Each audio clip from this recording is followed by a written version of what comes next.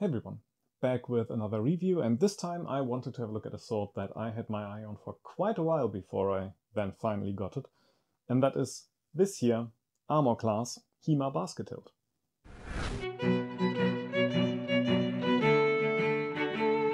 Before we get to that though, formalities out of the way as per usual. So first and foremost, I paid for this with my own money, and Armour Class was not aware that there was going to be a review. Then the structure of the video will be the same as always, meaning that after my talking part here, there will be the actual review where I talk about why I got it, just the ordering process, things I noticed while handling it, stats, things like that. Then there will be a picture with the stats, so you can stop and look at that. There will be more pictures after that, and then there will be a clip or clips where you can see me actually using the sword, so you can see it in motion. There will be timestamps down in the description, so you can jump around. Feel free to do so. That is what they are there for. Okay, with that out of the way, then let's get to it, shall we? So, why did I get this? Well, I have to go into a bit of my own history with fencing for that, and that is that I've always been a huge fan of basket hilts in general, because I have a bit of a personal history with Scotland from my school time. And also one of the sources that I looked into after I started fencing, which is the art of defense, is also for basket hilts.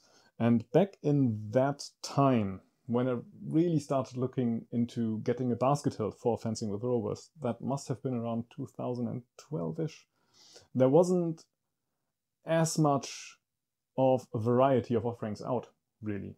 So I started looking into what companies actually offered it, and it pretty quickly boiled down to getting one from Armour Class. And Armour Class basically at that time had two blade types that they would offer, and that was a very thick, sturdy reenactment type blade and a sharp. And then you could also ask them to leave the sharp unsharpened, at something what they called butter knife sharp, basically. And that would then be a blade that you could use for fencing. Not specifically made for it, but working well for that purpose. And that is what I got back in the day. And that is a sword that I actually still have, and that is still being used. And if you're interested in that, I have a video on that too that I will link in the description. But then, after a while, I don't know, some years ago probably by now, they actually also started offering a blade that was labeled for HEMA. So I was very interested in getting one of that. Didn't really get around to it though, just because there were other things, too many things I'm interested in. But then, after a while, a friend of mine offered one for sale, or two actually, and that was just a chance I couldn't really pass up, so I just had to get one of those. Which leads nicely into ordering. Well, I didn't order from Armour Class directly, not in this case, but I have in the past, so I think I can say a few words regarding that. First and foremost, if you want to order from them, you'd probably best go by Facebook or contact them by email. They do have a webpage, but even back in the day when I looked into it, it was considered charmingly retro, so to say. I think the label or the copyright they have is still up until 2016. I'm not sure they really updated it. It gives you a guideline, you can definitely look at it, but it's not the best representation of what they can really do for you. Another thing I would mention is that they suffer a bit from the same problem that many manufacturers in our hobby have. That is that they are sometimes a bit too optimistic when it comes to their delivery times, unfortunately. You will always get your stuff, and from my personal experience at least, it will always be worth it, but you might have to ask for an update here and there, and it is definitely worth keeping in mind. Just, factor that in when you order and it is not in stock.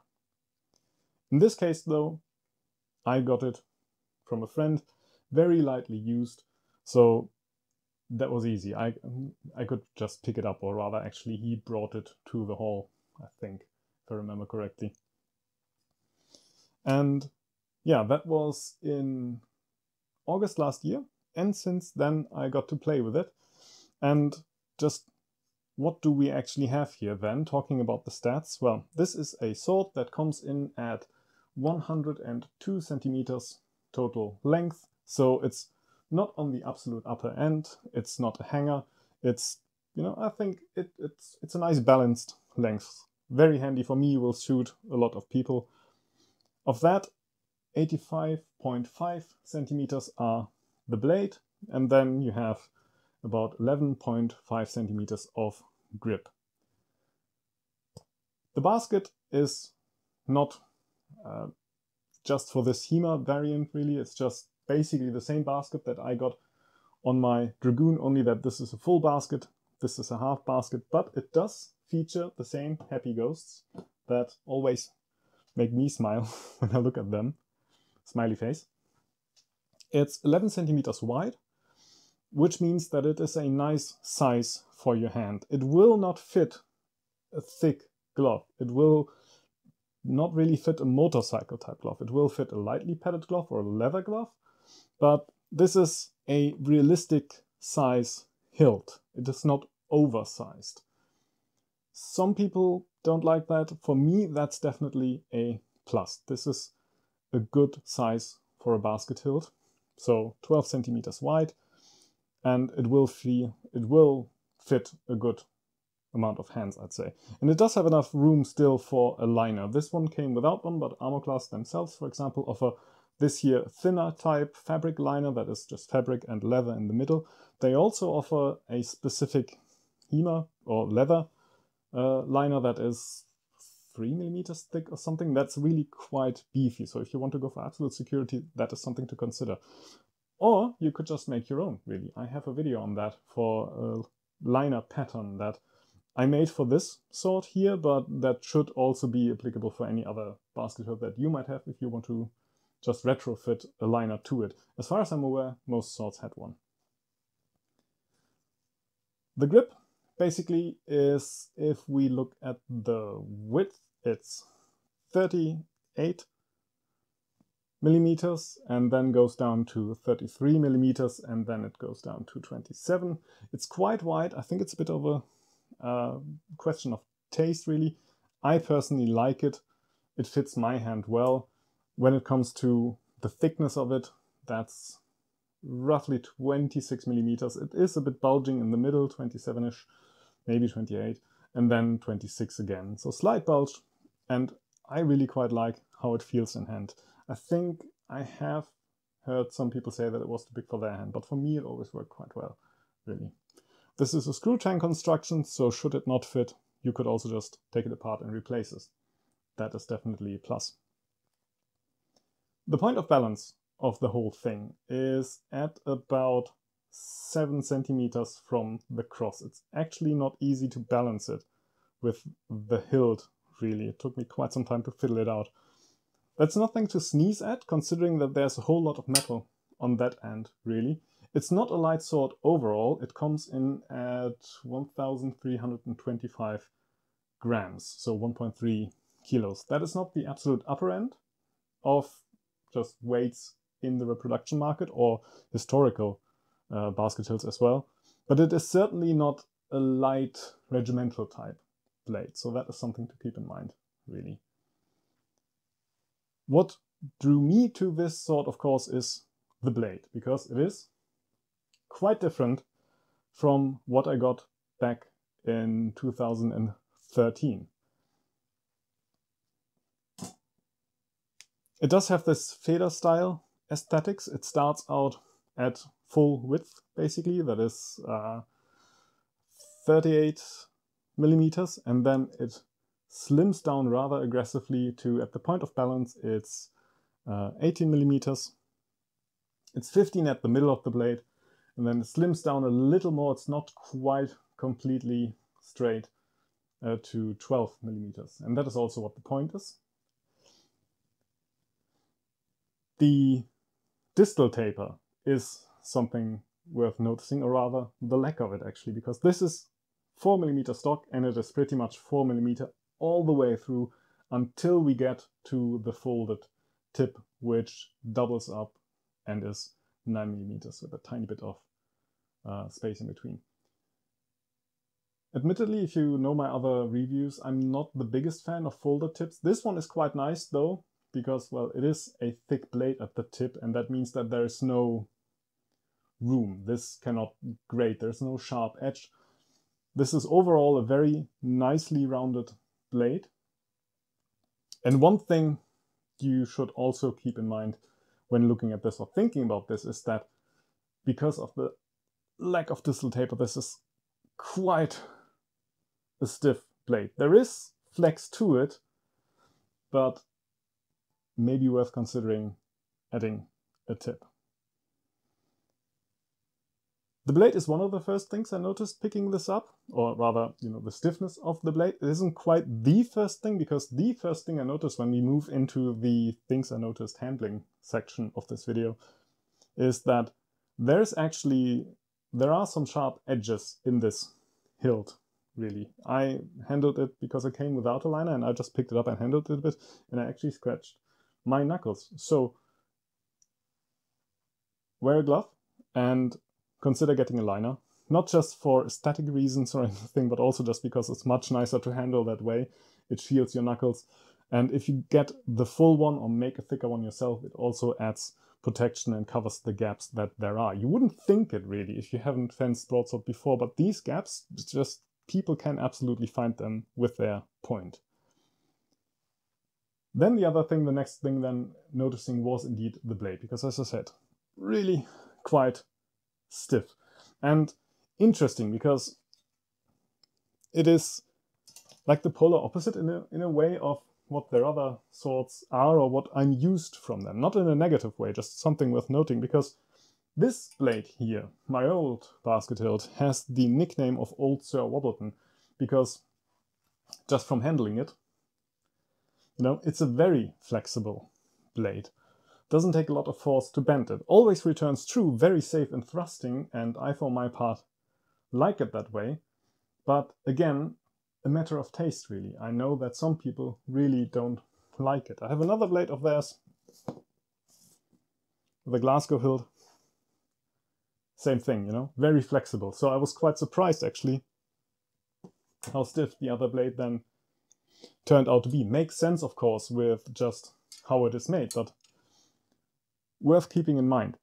It's also a bit weightier. I mean, it's literally heavier, but it also, just because of it and because of the point of balance, feels weightier than my other basket hilts from Armour Class that just have a thin, blunt blade compared to this here. If I were to try and put it into words, I'd say that my other basket hilt, like my Dragoon or the Glasgow hilt, are very nice swords for regimental type broadsword fencing, later type broadsword fencing, like Roworth, Art of Defense, for example. You can fence Hutton with this just fine, really. You can also fence like more quote-unquote Highland type broadsword fencing with this, but it really shines in regimental, definitely. Well, I'd say that this here is a sword that you can also use for regimental style, but it shines more in the earlier type broadsword fence, like Page or something like that. That is, I think, where this one really shines. All in all, when it comes to, if you were to ask me just, is this something that would be worth getting, I'd definitely say, yeah, it's a very nice hilt. Armour Class is still absolutely, as far as I am concerned, best choice in that regard. And it is a very nice rounded blade. That is something I definitely like about it. It's far lower maintenance than my Dragoon, right? Because that one it started out wider, actually. It has been refurbished twice now, which, if you are close enough to send it in, is a service they actually offer. But it's gotten thinner and lighter as a result of it. And that is not something that will be necessary with this blade here. On the other hand, you do have to take the stiffness into account. With my Dragoon, I know that my partner is safe in thrusting, really. With this here, even with a tip, that is something where you have to keep in mind you need to compensate in the thrust with your arm. Do not lock your elbow. Keep your partner's safety in mind. Then again, The basket is a bit more protective because it's full, other than that, compared to my Dragoon, really. And it is a sword I definitely like. It is one that I will keep in my repertoire and keep using.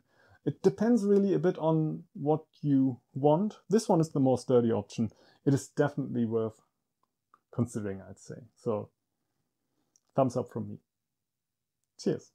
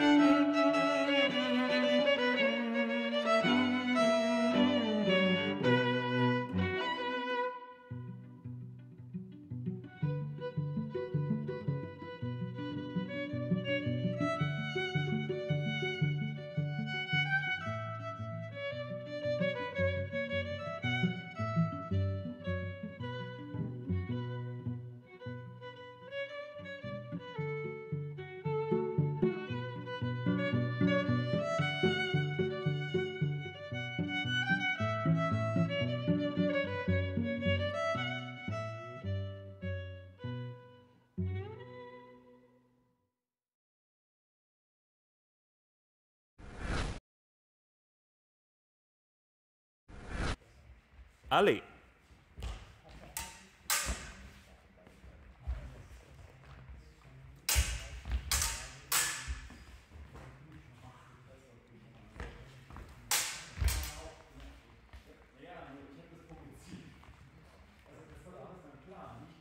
En garde.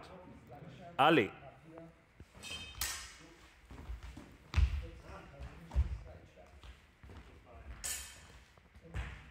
En garde. Allez.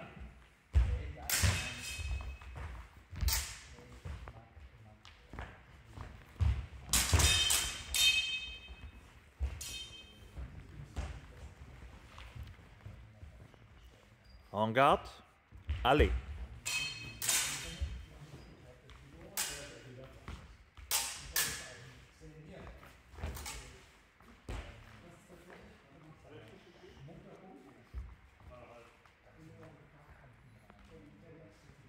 En garde. Allez.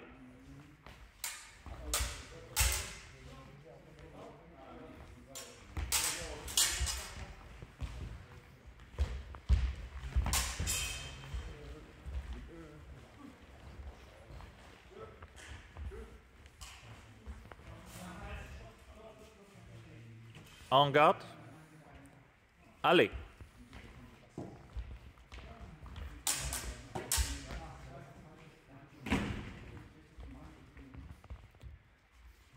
En garde. Allez.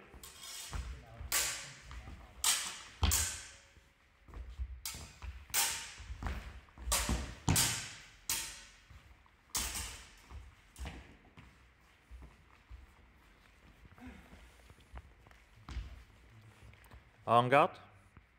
Allez.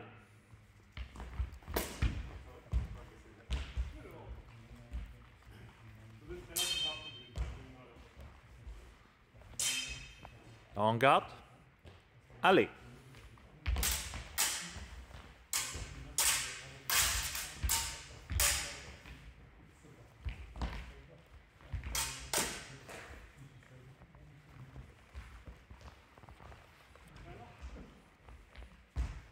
En garde. Allez.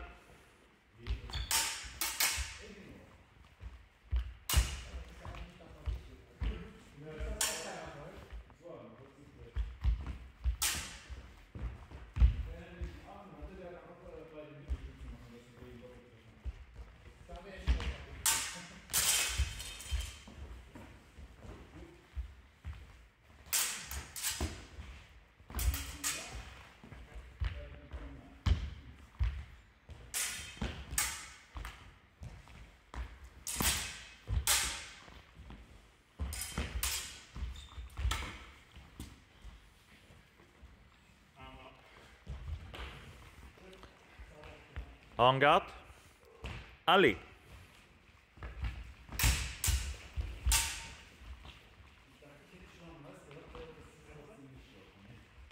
En garde. Allez.